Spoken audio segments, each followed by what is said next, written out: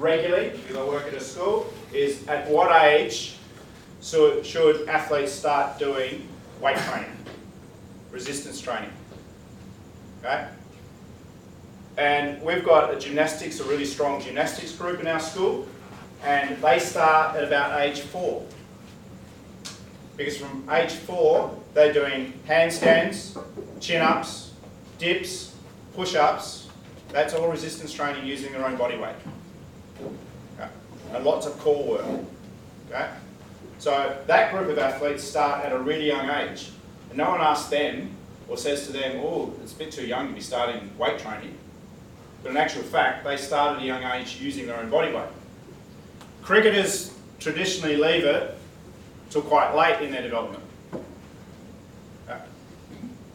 18, 20, when did I start? Still have 16. Yeah. And I think that's still too late.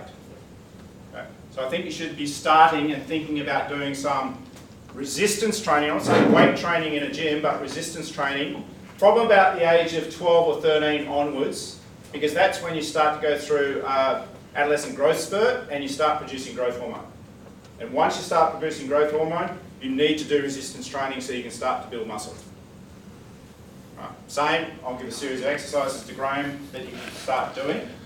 Doesn't mean going to a traditional gym, it means starting to do something at home or at training that you build into training to start building a core and a good set of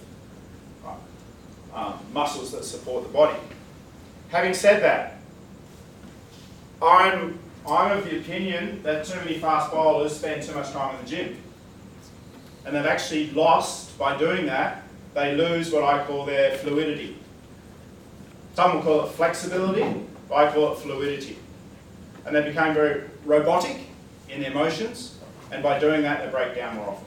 And I think Pattinson's a classic example of that. So in my studies, I looked at Indian bowlers, Pakistani bowlers, Sri Lankan bowlers, Australian bowlers, and the Australians were the only ones doing any weight training. And surprise, surprise, they were the only ones getting stress fractures.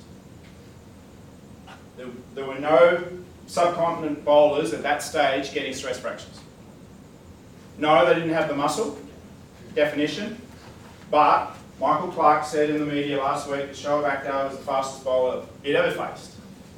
And I can tell you right now that he did no weight training because he came to me as an athlete. And he was the most disgraceful athlete I've ever worked with. But he bowled the fastest in the world.